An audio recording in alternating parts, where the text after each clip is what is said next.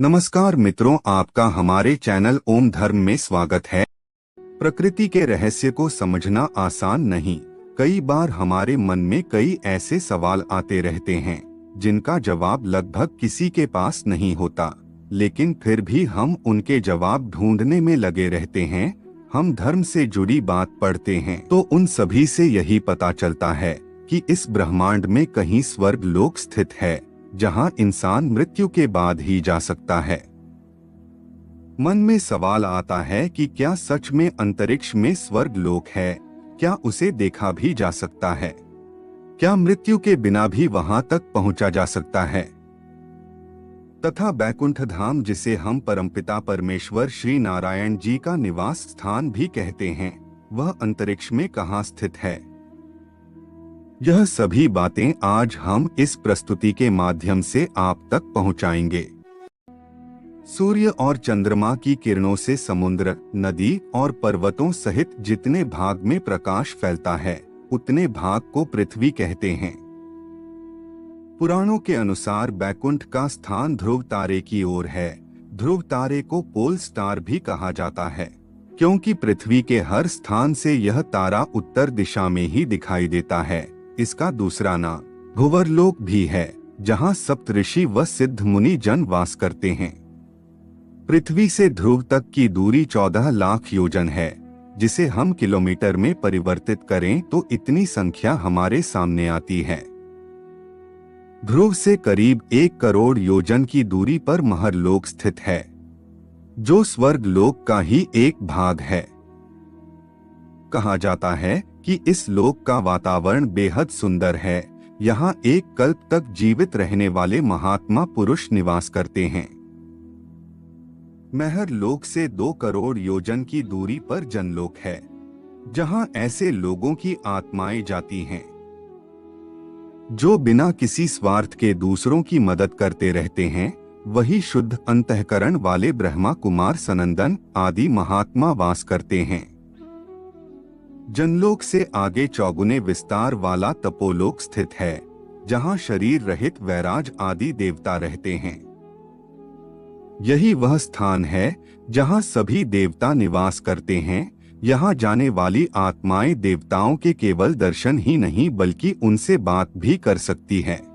इसके बाद तपोलोक से 12 करोड़ योजन दूर है सत्यलोक, जहां परम पिता ब्रह्मा जी और माता सरस्वती रहते हैं, तथा यहाँ सिद्ध मुनि जन भी निवास करते हैं। यहाँ आने वाली आत्माएं जन्म व मृत्यु के कालचक्र से मुक्त हो जाती हैं। इसके अतिरिक्त सत्यलोक से 2 करोड़ 62 लाख योजन की दूरी पर बैकुंठ लोक है, जहाँ शिशुमार चक्र के आश्रय में साक्षात भगवान नारायण और माता लक्ष्मी निवास करते हैं। वे शिशुमार चक्र के हृदय देश में स्थित ही संपूर्ण भूतों के आदि पालक तथा सनातन प्रभु है, तथा बैकुंठ तक जाने को ही मोक्ष कहा जाता है। इसीलिए लगभग हर मनुष्य का अंतिम लक्ष्य मोक्ष को ही प्राप्त करना होता है, और यही अंतिम सत्य भी है। कहते हैं कि परमधाम में जाने के बाद जीवात्मा सदा के लिए जीवन और मरण के चक्र से मुक्त हो जाती है। यह धाम सबसे ऊपर अर्थात सर्वोच्च है। यहाँ निरंतर अक्षय सुख की अनुभूति होती रहती है। यह धाम स्वयं प्रकाशित है। यहाँ न सुख है और न दुख, यहाँ बस परम आनंद ही है। वैकुंठ लोक की स्थिति 3 जगह बताई गई है: धरती पर, समुद्र में और स्वर्ग के ऊपर। वैकुंठ को विष्णुलोक और वैकुंठ सागर भी कहते हैं। भगवान श्री कृष्ण के बाद इसे गोलोक भी कहने लगे। चूंकि श्री कृष्ण और विष्णु एक ही हैं, इसीलिए श्री कृष्ण के निवास स्थान को भी वैकुंठ कहा जाता है। धरती पर भगवान श्री नारायण के 4 धाम बतलाए गए हैं।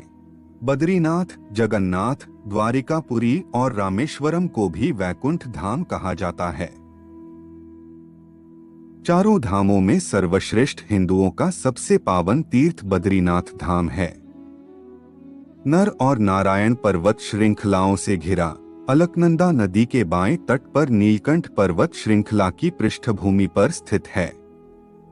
भारत के उत्तर में स्थित यह मंदिर भगवान विष्णु का दरबार माना जाता है। बद्रीनाथ धाम में सनातन धर्म के सर्वश्रेष्ठ आराध्य देव श्री बद्रीनारायण भगवान के 5 स्वरूपों की पूजा अर्चना होती है। विष्णु के इन 5 रूपों को पंच बदरी के नाम से जाना जाता है। तो इस तरह सभी दूरियों को मिलाया जाए तो पृथ्वी से बैकुंठ लोक तक की दूरी 4 पदम 10 नील 40 खरब किलोमीटर से भी बहुत ज्यादा है। वर्तमान में आज हम अंतरिक्ष में 28,000 किलोमीटर प्रति घंटे की रफ्तार से यात्रा कर सकते हैं। इस हिसाब से अगर हम वैकुंठ तक की यात्रा पर निकले तो हमें करीब 12 लाख से 14 लाख सालों का समय लग जाएगा। इन्हीं उक्त बातों से हम समझ सकते हैं कि भगवान नारायण की महिमा कितनी अपार है, वह हम कितने छोटे हैं। हम आशा करते हैं कि हमारी प्रस्तुति आपको पसंद आई होगी। अपने विचार अभिव्यक्त करने के लिए कमेंट करें, वीडियो को शेयर करें, वह चैनल को सब्सक्राइब करें। तब तक के लिए जय जय श्री राम।